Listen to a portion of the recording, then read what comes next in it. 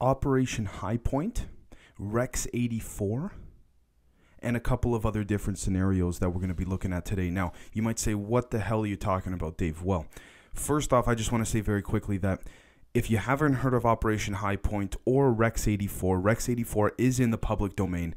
Operation High Point is not. But with that being said, there's a very possible chance that this video may in fact get removed from YouTube, and you will see why. If it doesn't, I will be very surprised. But I realized I got to do it anyways because at this point, no one else is talking about it, so we got to do it. Now, I've done episodes in the past where certain towns have just disappeared and vanished, in the sense that people have suddenly abandoned these towns in a matter of hours, literally, with no excuse. And there's cases of this all around the world, and the governments refuse to even talk about it or bring it up. But that's not the big issue here. The big issue here is, what about the towns that not only were people suddenly abandoning the towns, and no one saw these people even leave the towns, but what about the towns that were physically there, the infrastructure? The physical infrastructure of these towns suddenly vanished and disappeared. Well, folks, what I have up on the screen right now is an article that lists all of these towns from realclear.com. They did a great job of doing this, discussing towns that not only were abandoned by people in a matter of minutes or even hours at most, but literally physically disappeared. The buildings disappeared, everything disappeared. We got a lot to tie in here. So it has to do with a few different things, and I will tell you guys right now so I don't lead you guys on. FEMA is involved in this a little bit. So if you want to turn this off because you think that maybe I'm going to be ranting about FEMA and talking about how they have this and they might have that, no, it's not about that. I'm only using the statistics that are legitimately been confirmed from FEMA. However, I have to say there's a lot here that adds up. Now, we know for a fact that the United States military, within some of the most classified levels of clearances, have been conducting experiments having to do with simulation scenarios. That's nothing new. The scenario of a zombie apocalypse, the scenario of the people turning on the military or the people turning on the government, or the scenario of an outside threat or attack that's able to subvert all of their incoming systems. What is the last line of resort? What is the last final, I guess we could call metaphorical wall, so to speak? They're elite teams of Navy SEALs who, once they commit to this program, this Rex 84 program, they can never go back. In the sense that they cannot tell their families, they cannot leave this program. In some cases, after they retire, they've signed on to the fact that they will be poisoned within X amount of time after retiring. They just don't end up telling their family because they can't, and the poisoning looks like a natural death. Now, this is what they sign on for. However, they do get compensated very well financially with their families and all that. But the point here is this. There's evidence to suggest that some of these towns that are these small towns in Canada, United States, all over the world, that are physically disappearing, where the buildings are there, then all of a sudden overnight everything's gone. Not like it's been torn down. I'm talking like it's literally like it just vanished into thin air, the same way that a ghost kind of pops up and then disappears and then walks away and then literally walks into thin air. Now, we got a lot to tie in here. So what we have to understand first off is that when you take an old radio, an old ham radio or what have you, and then you go purchase a new radio, you go to any electronic store, you order from Amazon today, whatever. You purchase these radios. Take both the radios, guys. Drive over to some of these towns, if you're in Canada or in the US, and take a look at what happens between these two radios. The old ham radio picks up extremely anomalistic frequencies and broadcast readings that, yes, is it clear? No, absolutely not. But it comes through as some type of muffled sound, whereas the new radio doesn't pick up a thing. This is not a coincidence. They realized, particularly those within the privatization of the manufacturing of the radios and broadcasting companies, have realized that the old radios were able to detect anomalistic occurrences in a frequential and vibrational realm. So they needed to close this up in the sense that they did not want the new frequencies to be able to transmit past a certain frequency range within these new radios. So, which means they could not pick these things up, which means there would be no residue or evidence, because the only type of evidence or residue that would be left when these towns are disappeared and evaporated, so to speak, are that of frequencies and vibrations. Why? This is something the military, no matter how advanced they get technologically, will never be able to cover up, because you can't get rid of vibrations and frequencies. You just can't. Vibrations and frequencies make up myself, they make up yourself, they make up everything that's going on in this world right now, living or dead. Doesn't matter. Objects, physical ones, interdimensional ones, you name it. Now, there is a proposal that has suggested that these towns that physically evaporate overnight are being used as a form of extremely classified, what they call PARA-BELLUM, which is Latin for prepare for war, extremely classified PARA-BELLUM black operation training that has to do with bringing up a full-on, I guess we can call, simulated town, harnessing DEW weapons and holographic technologies, as well as some metaphysical interdimensional technologies that then bring these basic infrastructures of buildings upwards, and they use to train in, and then within a couple of days they're gone. Now, that might sound insane, but when we look at some of the evidence, we're going to notice that this is not so insane as we might think. So we're going to take a look at a few different angles here, because I want to present one side that's a little more realistic, and then the other side that's a little more of an extrapolation. Now, if we take a look, for example, at the Urkhammer town, this was a town that literally vanished overnight, and I'm talking about the people evacuated and the town itself full on just disappeared. And you can take a look at this as of the sources I'm putting up right now, but what we have to connect here is Urkhammer with Rex 84. So let's take a look. Rex 84, according to Wikipedia, short for Readiness Exercise 1984, was a classified scenario and drill developed by the United States federal government to detain large numbers of United States citizens deemed to be national security threats in the event that the president declared a national emergency. End quote. Now, before I go on, I just want to say there have been different scenarios and there are different forms of national emergencies that the president can call. So I just want to make this very clear. This is nothing out of the ordinary. However, there are different tiers and levels of national emergency. There is something as such as declaring something far more substantially dangerous than martial law, which is what Rex 84 is for. Now, what you'll notice here is that, and I quote again, the plan was first revealed in detail in a major daily newspaper by reporter Alfonso Chardi in the July 5th, 1987 edition of the Miami Herald. Possible reasons for such a roundup were reported to be widespread opposition to a U.S. military invasion abroad, such as if the United States were to directly invade Central America, to combat what the government perceived as subversive activities.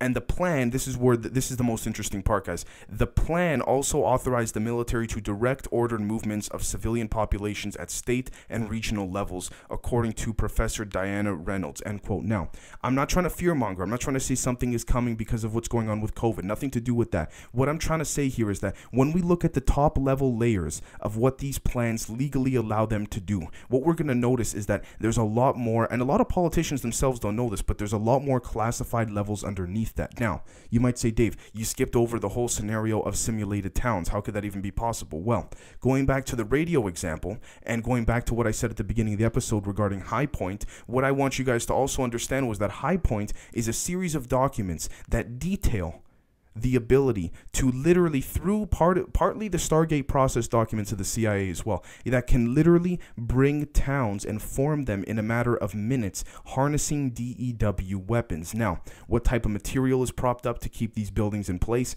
I'm not sure. Clearly strong enough for these SEALs to go in and simulate such training exercises for an evening or 2 or 3. However, I don't think it would be anything substantial enough to be able to say, okay, we can establish this town as a physical space for an extended period of time. Now, the next thing we need to understand is that Rex 84 harnesses the spiritual and energy grid that is used within these Black Ops PARA-BELLUM operations, because, as we know, there are multiple grids around the earth in different forms: spiritual, energetic, whatever you want to look at, whether it's through the scientific aspect or the more spiritual aspect.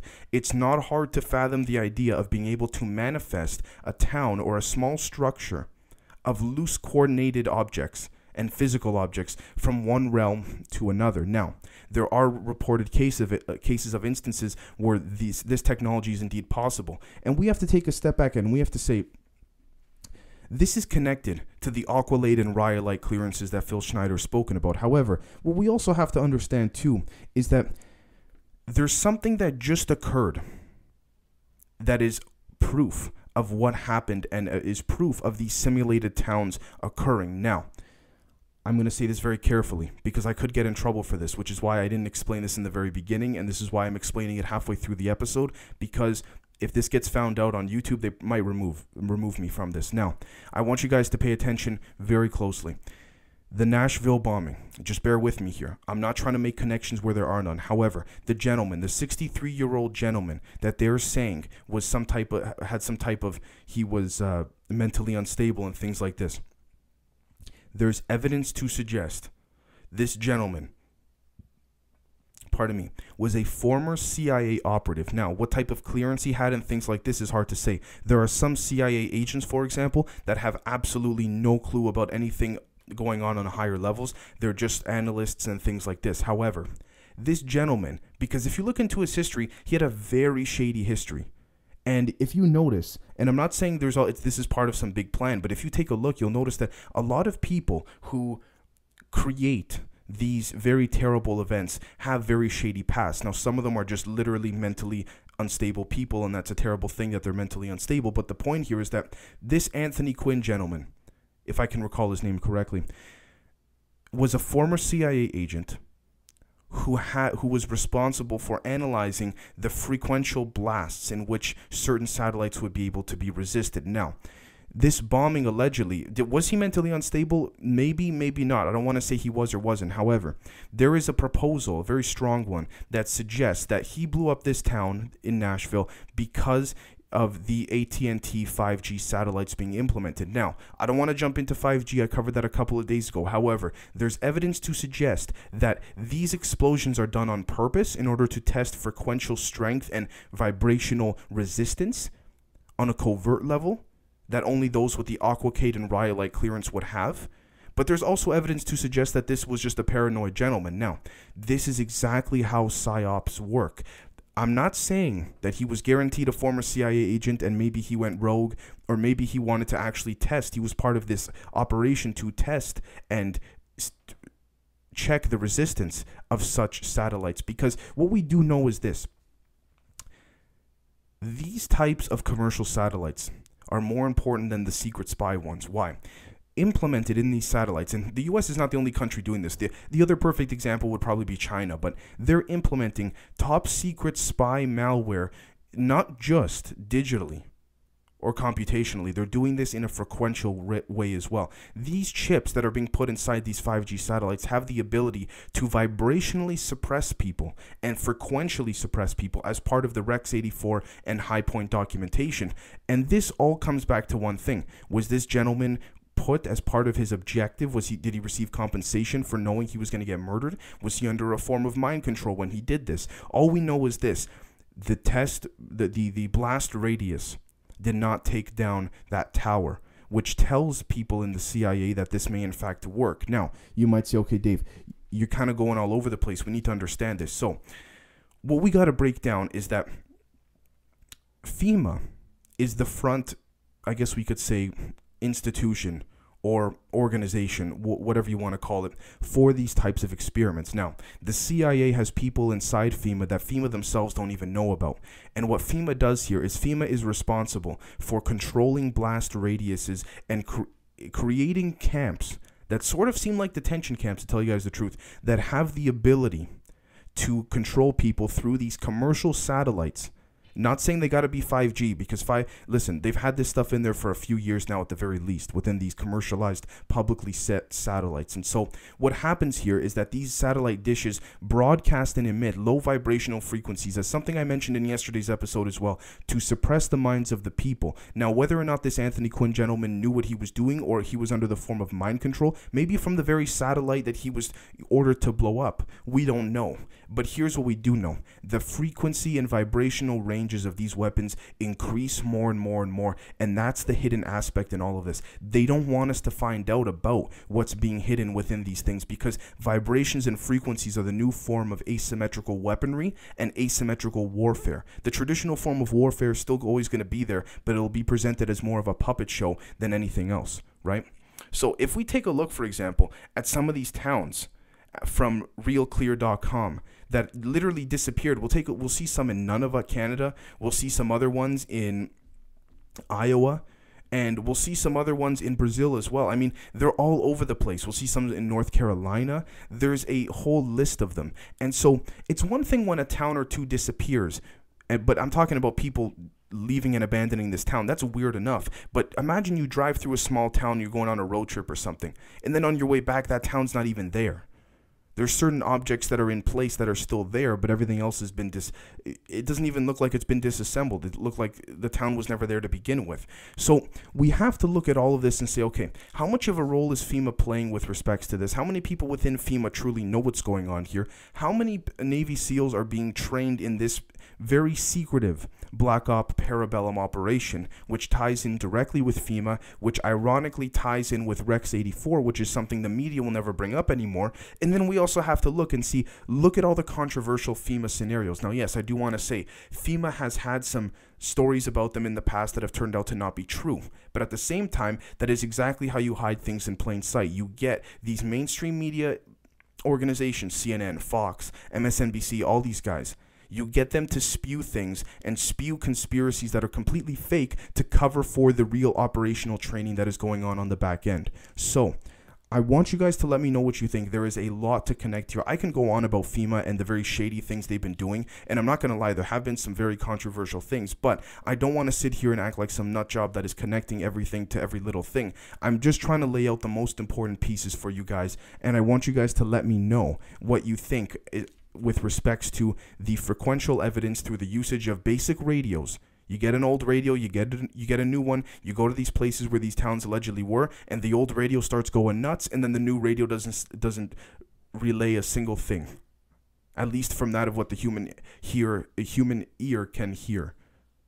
All right. Then we have the possibility that these towns are being literally disappeared and utilized with direct energy weapons through interdimensional frequential vibrations and frequencies, which is not, by the way, uncommon to be done. These instances have occurred before. There's evidence to suggest, for example, the 9/11 towers were partly hit by a direct energy weapon and things like that. But I'm not going to get into that. The point here is that ultimately we need to look at all angles. We're looking at a psyop with a little bit of a cover-up, with a little bit of a super big encompassing operation that they hope we will never, ever find out about. So I want you guys to let me know what you think, and we will catch you next time. Thank you very much.